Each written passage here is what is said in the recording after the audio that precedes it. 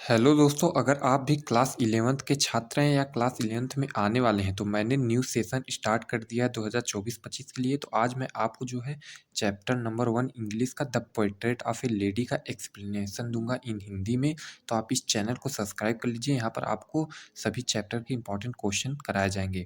तो chapter number 1 है class 11th का the portrait of A lady, जिसे खुशवंत सिंह जी ने लिखा है। तो इसके about the author, about the lesson के बारे में भी हम लोग जानेंगे।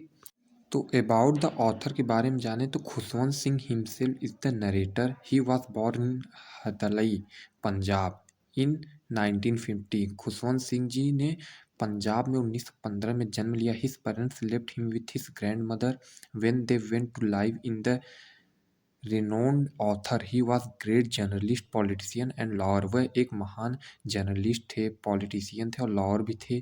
ही believe guess in 1957 when he wrote the novel. इन्होंने 1956 में नॉवेल लिखी ट्रेन टू पाकिस्तान और इनकी मृत्यु हो गई 20 मार्च 2014 को। He left this world for heaven 20 मार्च 2014। जी हाँ दोस्तों, खुशवंत सिंह जी का जन्म फरवरी में 1915 में हुआ था और मृत्यु 20 मार्च 2014 को हो गया।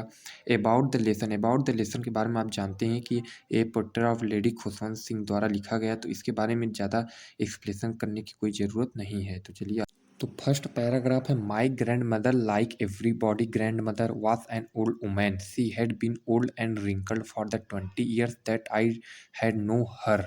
जी हाँ दोस्तों, मेरी दादी भी हर किसी की दादी की तरह एक बूढ़ी महिला थी। 20 वर्ष में जब से मैंने उन्हें देखा था, वह बूढ़ी तथा झुर्रियों से भरी हुई थी। लोग कहते थे कि वह कभी युवती तथा सुंदर थी। जी हाँ दोस्तों, people said that he said once been young and pretty. तो इस तरीके से आप जो है इसका हिंदी अनुवाद सुन सकते हैं। Even had a husband, but that was hard to believe. My grandfather portrait hung above the mantelpiece in the drawing room. He wore a big turban and loose-fitting clothes.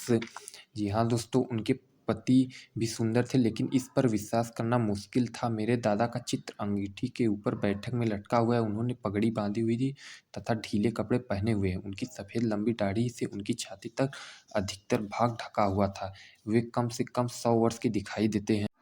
Looked at least 100 years old. He did not look the sort of person who would have a wife or children. He looked। जी हाँ दोस्तों, author का दादा का जो है photo लटका हुआ है उनके बरामदे में, वह कम से कम 100 साल के उसमें दिखाई देते हैं। पैराग्राफ नंबर 2 है, she had always been short and fat and slightly bent. वह सदैव से छोटी, मोटी तथा थोड़ी सी झुकी हुई थी। Her face was a criss cross of wrinkles running from everywhere to everywhere. उनके चेहरे पर झुर्रियाँ पड़ी हुई थी और जो दूसरे को काटती हुई कहीं से कहीं जाती थी। No we were certain she had always been he, we had know her. हम विश्वास करते थे कि हमने जब से उन्हें देखा वह सदैव से ऐसे ही थी। And had stayed at the same age for 20 years. वह लगभग 20 सालों से वैसी ही दिखती थी। उनकी उम्र रुक गई थी। जी हाँ दोस्तों, she could never have been pretty but she was always beautiful.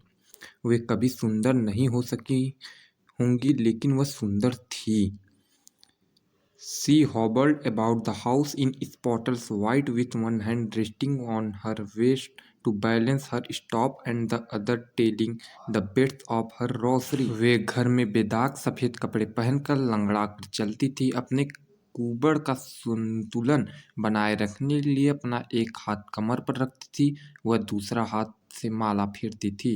उनकी चांदी जैसी बाल उनके पीले झुर्रियाँ वाले चेहरे पर बेढंग तरीके से फैले रहते थे। जी हाँ दोस्तों, her silver locks were scattered untidily over her place puckered face and her lips constantly moved in audible prayer। जी हाँ दोस्तों, वह माला फेरती थी और उनकी चांदी जैसी बाल उनके पीले झुर्रियों वाले चेहरे पर बेढंग तरीके से फैले रहते थे।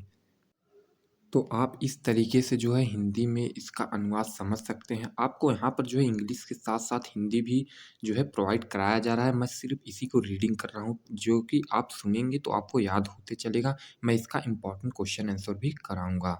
जैसे आपका तीसरा पैराग्राफ है, my grandmother and I were good friends. My parents left me with her when they went to live in the city and we were constantly together.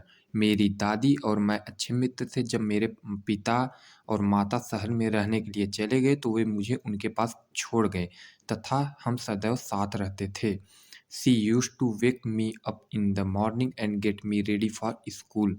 वे मुझे सवेरे उठाती थी तथा स्कूल के लिए तैयार करती थी। She said her morning prayer in A monotonous song while she bathed and dressed me in the hope that I would listen and get to know it by heart।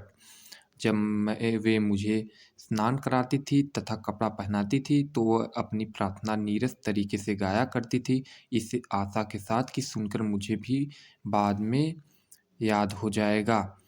मैं सुनता तो इसलिए था कि मुझे उनका स्वर अच्छा लगता था। जी हाँ दोस्तों, I listen because I loved her voice but never bothered to learn it. लेकिन मुझे वह याद नहीं होता था।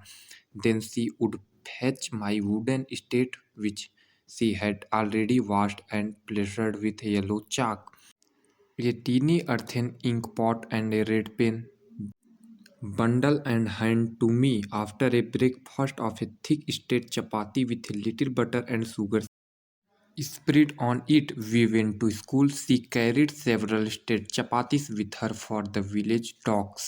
तो इस तरीके से आप जो है इसका इंग्लिश में जो है लिखा गया है। आपको हिंदी में इसका एक्सप्लेनेशन इसलिए याद करना ज़रूरी है क्योंकि आपके एग्ज़ाम में तो इंग्लिश में क्वेश्चन रहेगा, आपको इंग्लिश में ही आंसर भी देना रहेगा। लेकिन आप हिंदी में याद किए रहेंगे, सुने रहेंगे तो आपको ईजिली से लिखने में कोई दिक्कत नहीं होगा। मैं इसका इम्पोर्टेंट क्वेश्चन आंसर भी कराऊंगा। पहले आपको जो है हिंदी एक्सप्लेनेशन कर दूं।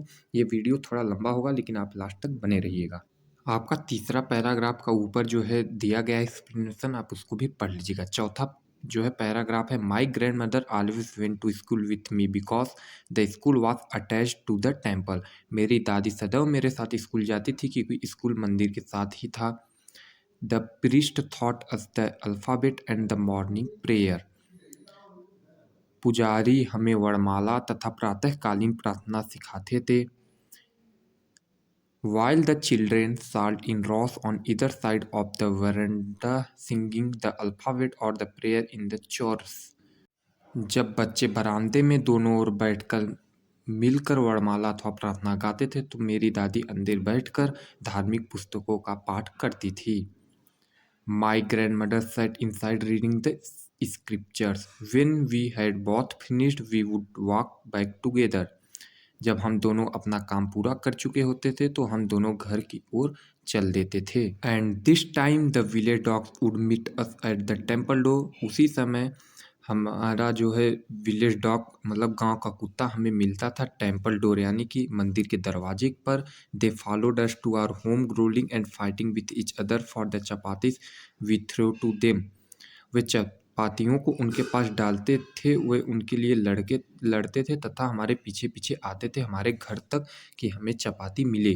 तो इस तरीके से इसका पैराग्राफ जो है एक्सप्लेनेशन है। तो मैंने आपको 4 पैराग्राफ का एक्सप्लेनेशन दे दिया है। मैं अभी आपको जो है कुछ और पैराग्राफ का एक्सप्लेनेशन करूँगा।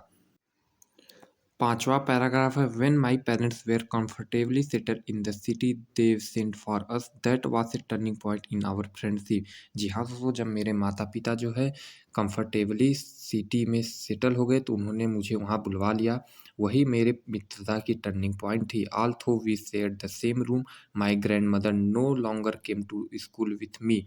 हम और मेरी दादी माँ एक ही रूम में सोते थे लेकिन वह मुझे स्कूल छोड़ने नहीं जाती थी। I use to go to English school in a motor bus. मैं अंग्रेजी स्कूल में बसों द्वारा पढ़ने जाता था। There were no dogs. वहाँ पर कोई भी कुत्ता नहीं था। In the streets and she took to feeding sparrows in the courtyard of our city house. तो मैंने अपने जो है शहर वाले घर में चिड़ियों के साथ खेलना शुरू कर दिया। तो इस तरीके से आपका जो है एक्सप्लेनेशन 5वें पर। आपका 6ठा पैराग्राफ है, as the year rolled by we saw less of each other. जो जो साल बीतते गए हम एक दूसरे से कम मिलते थे। For some time she continue to wake me up and get me ready for school. वे कुछ समय तक तो मुझे जगाती रही तथा स्कूल के लिए तैयार करती रही। When I came back she would ask me what the teacher had thought me. जब मैं वापस आता तो वह मुझसे पूछती थी कि अध्यापक ने मुझे क्या पढ़ाया है। I would tell her English words and little things of western science and learning. Gravity, Archimedes principle, the world being round, etcetera.